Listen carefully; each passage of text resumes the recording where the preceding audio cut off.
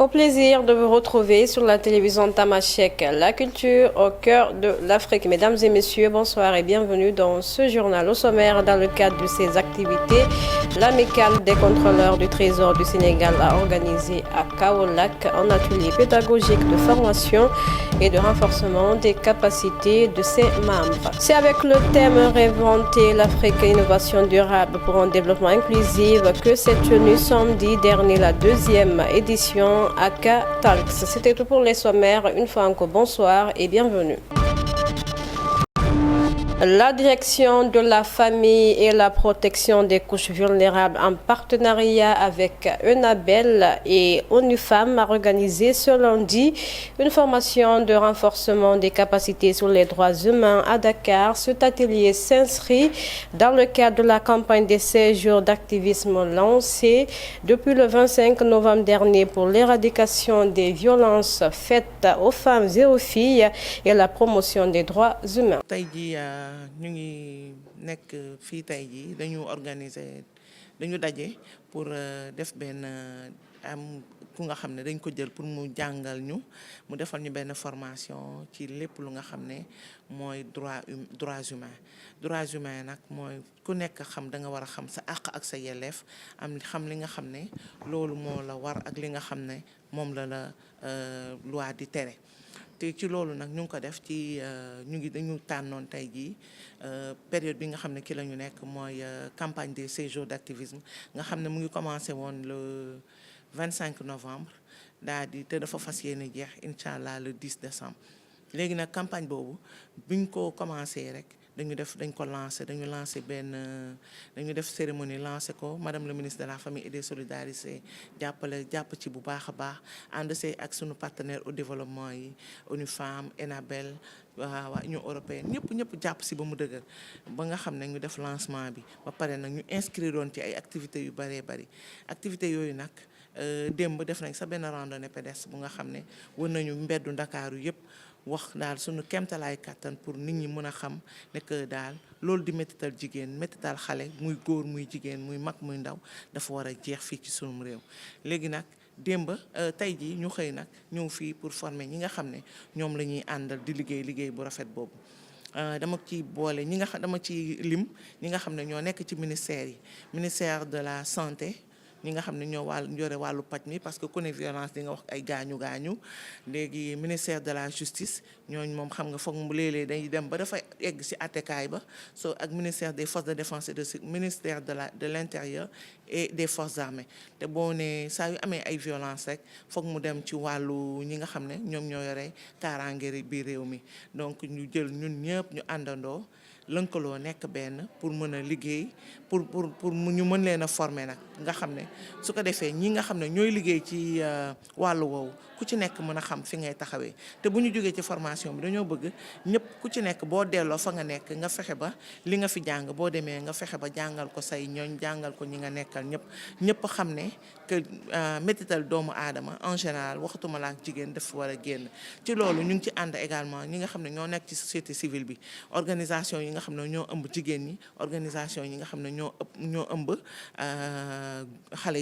yu njegamaar yi te ci organisation yooyu daf ci am ay góor ñu nga xam ne ñoo ci nekk ñu leen di wooyee la masculinité positive mooy góor ñi nga xam ne dañuy taxaw temm taxaw ci wetu jigéen ñi lépp lu nga xam ne rek jigéen mu ngi ci mu daf ciy nekk ñu la ciy jàppale di la dooleel di la dëgëral ba nga xam ne loolu yëpp dañ ciy taxaw temm macha allah. Barthélémy Diaz, le maire de la ville de Dakar, a tenu une conférence de presse hier devant la presse. Le maire de Dakar revenu sur la campagne électorale des élections législatives. Dernier suivant un extrait de son discours.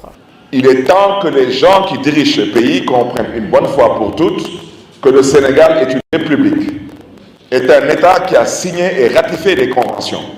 On ne peut pas tuer comme on veut dans ce pays et on ne peut pas faire ce qu'on a envie de faire. Sur ce registre, je voudrais dire que nous avons, avec la famille du défunt Bassirou Diop, nous avons souhaité qu'une autopsie soit faite.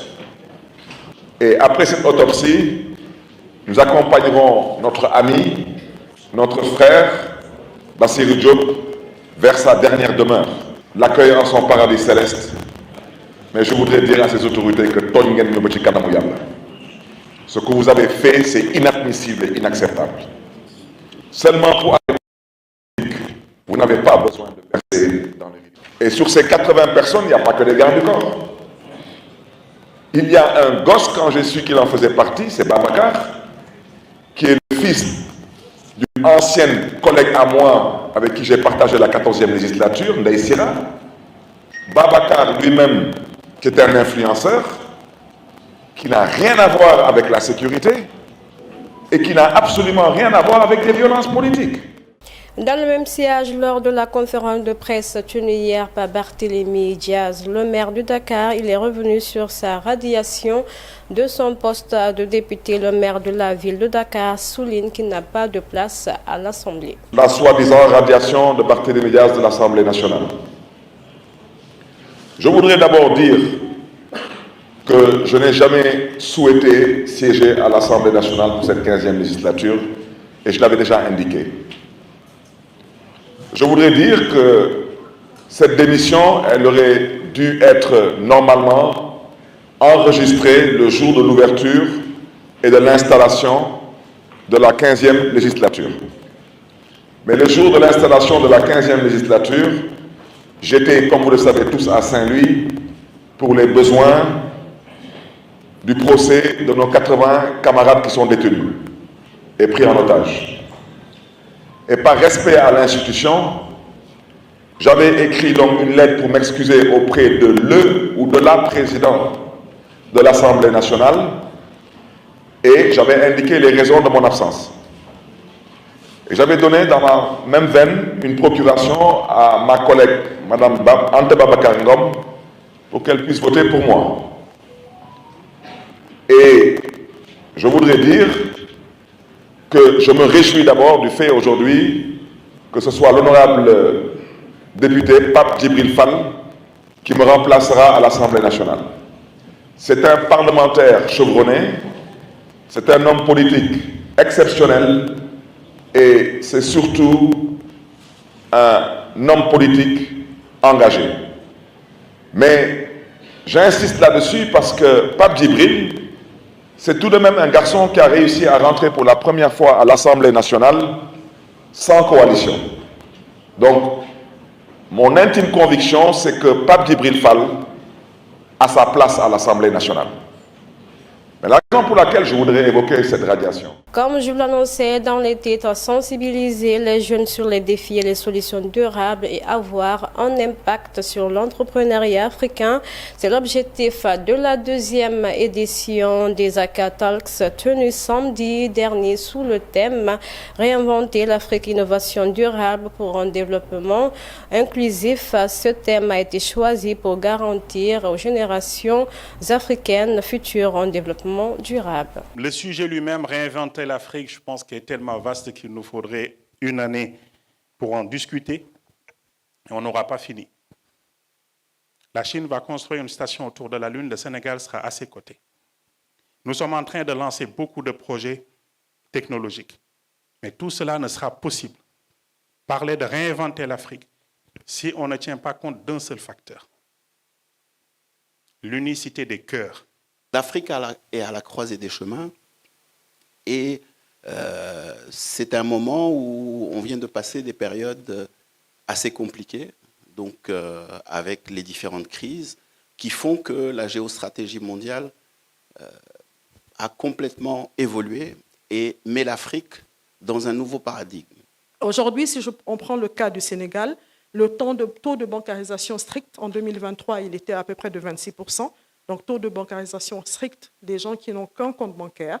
Alors que si vous prenez le taux d'inclusion financière élargi, si vous prenez en compte les wallets, on avoisine les 60%. Donc, c'est pour vous dire le rôle important que ces entreprises jouent aujourd'hui sur le continent. Quand on va parler d'accès à la santé, on va parler de près de 30%. Quand on va parler d'autonomisation des femmes ou d'implication des femmes, on va parler de plus de 50%. Donc on se rend compte que ce travail avec les communautés, ils ont un impact finalement à tous les échelles et à tous les niveaux de la vie. Alors les Hackatalks sont un format particulier que nous avons créé pour nous faire distinguer dans l'écosystème digital dans lequel nous sommes aujourd'hui. Dans ces hackathons-là, le format est des retours d'expérience de personnalité, de personnes intégrées dans l'écosystème pour qu'ils puissent transmettre aux plus jeunes leur expertise, leur expérience, leur parcours, etc. Donc on est vraiment dans ce format de rétexte, de retour d'expérience. Hackatalks, c'est également des tables rondes sur différentes thématiques. Le thème de cette édition a été réinventer l'Afrique, innovation durable pour un développement inclusif. Alors ce thème nous touche particulièrement parce que naturellement on parle de l'Afrique, on parle d'inclusivité, on parle de durabilité. Alors quand on dit ces termes-là, on ne peut plus s'en affranchir aujourd'hui dans le monde dans lequel nous sommes. Nous devons garantir pour les futures générations à venir ces aspects de durabilité-là aujourd'hui, de laisser un meilleur monde pour les futures générations qu'elles puissent y vivre. D'où l'impact du développement durable que nous avons aujourd'hui et toutes les actions qui sont faites en termes de changement climatique, etc., qui permettent d'être à l'aise pour les futures générations, de leur laisser un monde où il est bon vivre. C'est avec le thème rencontre dictatique destinée aux contrôleurs du Trésor exerçant dans les postes comptables des régions de Kaolack, de Fatick, de Diourbel et de Kaffrine, ainsi que les membres agents comptables des établissements publics officiants dans cette partie centre du pays que l'Amicale des contrôleurs du Trésor du Sénégal a organisé un atelier pédagogique de formation et de renforcement des capacités de ses membres à Kaolack, suivant le trésorier Malang Djemé. Le thème d'aujourd'hui est un thème d'actualité. Vous n'êtes pas sans savoir que aujourd'hui, le Trésor a mis une phase de mutation, modernisation de ses services par des certifications ISO entamées au niveau de la direction centrale, mais qui va s'étendre au niveau des postes comptables des régions, notamment des TPR. Alors, le thème d'aujourd'hui vient à son heure. Il s'agit de voir l'atelier, l'apport le rôle du trésor public dans la gestion des collectivités territoriales, des PME, PMI. Cette thématique est venue à son heure, puisque nous savons que récemment, il n'y a pas plus d'un mois, la commune de Kaolack a, par délibération, n'est-ce pas, créé un EPE local, c'est-à-dire qui s'appelle TPK, Travaux publics de Kaolack, qui sans doute que les statuts conformément à la réglementation en vigueur seront validés, va intervenir dans la construction de logements sociaux, dans la modernisation de la ville et peut-être dans l'investissement dans les infrastructures marchandes, ce qui permettra à la collectivité d'engranger des recettes. Et ce qui est important, ces actifs qui vont être gérés sans doute par un comptable dédié ou par le receveur de la collectivité locale peut apporter beaucoup de choses. Dès l'instant qu'il y a création de cet établissement public, vous imaginez qu'il y a la création d'emplois derrière. Donc ça veut dire qu'aujourd'hui, nous constituons l'interface entre les collectivités territoriales et peut-être l'imagination qu'il faut créer pour au moins les accompagner à s'inscrire à la création de ces établissements publics. C'est important pour la vie économique de notre pays. Vous savez, les établissements publics locaux, si ça existe, ils ne sont pas nombreux. Or, ça peut être un levier sur lequel nos collectivités territoriales peuvent s'appuyer pour générer beaucoup de recettes. Le fonctionnement, c'est une réflexion va être entamée à ce niveau. Mais je pense bien que c'est un pas significatif pour le développement économique local.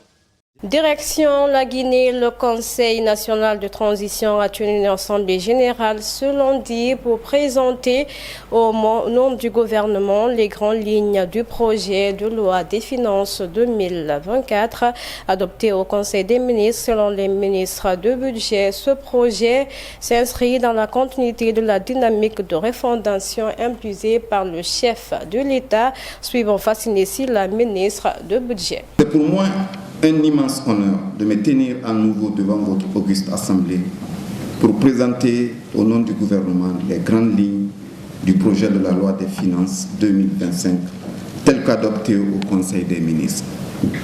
Monsieur le Président du Conseil national de la transition, honorables conseillers nationaux, l'élaboration du projet de loi des finances pour l'année 2025 s'inscrit dans la continuité de la dynamique de refondation impulsé par son Excellence, Monsieur le Président de la République, et dans le cadre des orientations stratégiques définies par le gouvernement dirigé par Monsieur Amadou Ouriba.